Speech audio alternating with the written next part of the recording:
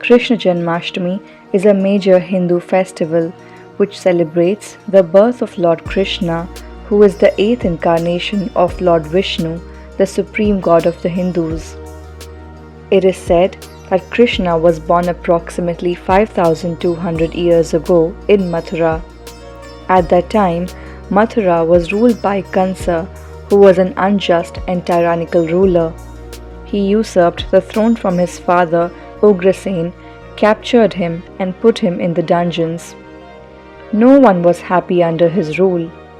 Mother Earth took the form of a cow and went to Lord Brahma with her plight. Lord Brahma then summoned Lord Vishnu, who assured Mother Earth that he would take birth as Lord Krishna to end Kansa's tyranny. The one person whom Kans loved and adored was his sister Devaki, who was a kind, loving and caring woman. Devaki's marriage was fixed with a noble man named Vasudev. After Devaki and King Vasudev were married, Kans decided that he would drive them home himself. He would honor them with a royal courtesy as per the traditions of the time. As Kans sat down on the chariot to drive them home, he heard a divine voice.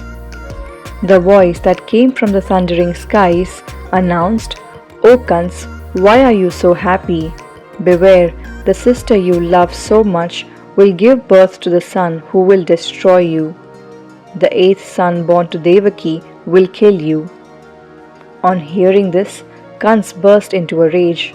He said he would slay his sister before she gives birth to any child. Vasudev begged Kans not to kill Devaki. He explained it is not justified for him to kill his own sister on her wedding day. He asked if he could spare Devaki's life. Vasudev promised that he would hand over every child that was born to him and Devaki. He sincerely requested Kans to trust him. Kans agreed to spare Devaki's life if Vasudev kept his promise. He ordered the wedding procession to return back to Mathura. When they reached Mathura, Kans imprisoned Vasudev and Devaki in the palace dungeon. One day, Kans was sitting in his chambers when he got the news that Devaki had given birth to her first child. Kans immediately went to the prison. He asked Devaki to hand over the child, but Devaki refused. He snatched the child from Devaki and killed her firstborn. Kansa also killed the next 5 babies born to Devaki. One night, Lord Vishnu appeared in Devaki's dreams and said that the divine king of the snakes, Sheshnag, would be born to her as her 7th child. He told her that the child would not be killed by Kans.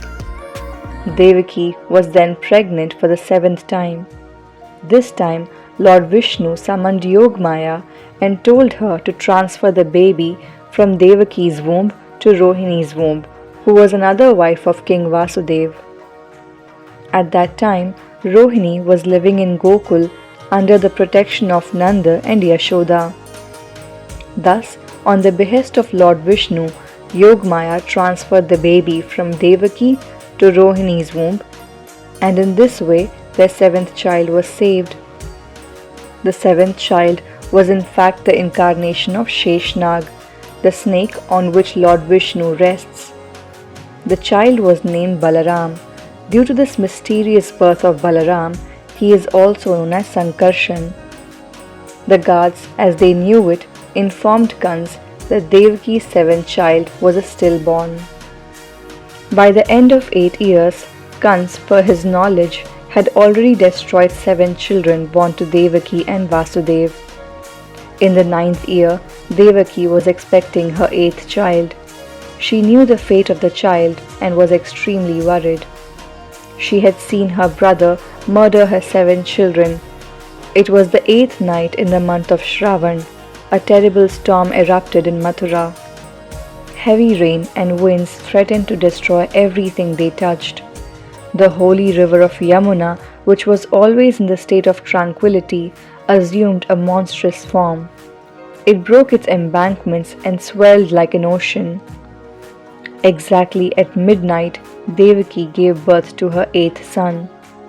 As soon as the child was born, the prison cell was filled with a bright light. It was as if 1,000 suns had descended at once into that dark and dingy cell. Vasudev was awakened by this bright light. He saw that Devaki was in deep slumber and a little baby was lying beside her. Just then, he heard a divine voice. Vasudev, get up. This is your newborn son. Take him to Gokul. Nand and Yashoda have also given birth to a daughter tonight. Leave your son in their house and bring their daughter back to this cell. They, along with the entire world, will think that this child is their own son. Your son will be safe in their house. Saying this, the bright light went out. The prison cell was dark once again. Vasudev lifted the little boy. He kept the child in a basket and started thinking of ways to leave the prison without being noticed by anyone. As soon as the child was put in the basket, the iron door of his cell opened by itself. Vasudev stepped out and was surprised to find that all the guards were sleeping as if under a magical spell. Vasudev came out of the prison unnoticed, carrying the basket on his head. He came to the banks of Yamuna and noticed that the river had swelled so much due to the heavy rain it felt like an ocean. With no other means in sight, he started crossing the river on foot. He was worried that both he and his child would be swept away by the strong currents of the river. Before leaving his cell, he had covered the basket with a piece of cloth to protect the child from rain.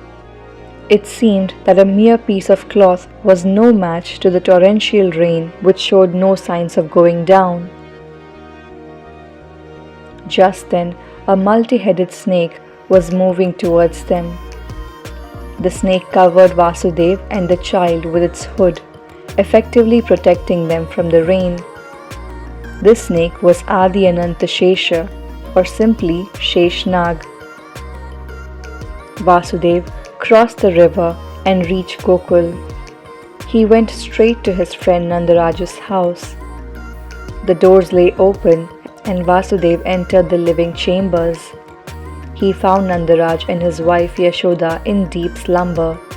An infant was laying beside Yashoda, awake as if waiting for him. Vasudev placed his little boy beside Yashoda, kissed him goodbye, and picked the little girl up. He kept her in the basket and without even looking back, left the place. Vasudev felt as if he was leaving behind a part of his soul, but he hurriedly traced his steps back to the prison. On his way back, Adishesha again covered him and the little infant from the incessant rain and thunder. As soon as he placed the baby beside his wife Devaki in the prison cell, the infant gave a loud cry. Devaki got up from her sleep and picked the baby up in her arms. She thought the little girl was her own child. She began to cry, thinking about what her brother would do to the baby. The prison guards too were awake by now. They immediately informed Kans about the newborn. They also informed that the newborn was a girl and not a boy as prophesied. Kans hurried to the dungeons. He did not want to take any chances with the eighth child.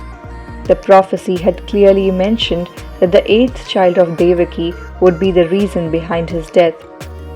He knew he would eliminate the baby, whether a girl or a boy. On reaching the prison cell, Devaki pleaded the baby's life, but Kansa was unmoved. He snatched the baby from Devaki's hand and threw her against the wall. But the baby did not strike the wall. Instead, she remained suspended in the air and then suddenly took the form of an 8-handed goddess. She was riding a lion and held different weapons in her 8 hands. Kansa was terrified. On the other hand, Devaki and Vasudev stood in front of the goddess, filled with reverence. There was a bright halo light behind her. The goddess roared, "Evil Kansa, your slayer has already taken birth. He is alive and safe. One day he will come back and punish you for your sins. This day forth you will find no peace. You will keep thinking about your inevitable end. I can end your life this very moment, but you must wait till the right time." Saying this, the goddess disappeared. Kansa was dumbstruck. Meanwhile, there were celebrations in Gokul. Everyone came to offer their blessings to the little boy. Everyone was celebrating the birth of Nand and Yashoda's son. Nand and Yashoda had named their child Krishna. Entire Gokul wore a festive appearance that day. All the people of Gokul danced in joy and flocked to Nanda's house to see baby Krishna and to offer gifts.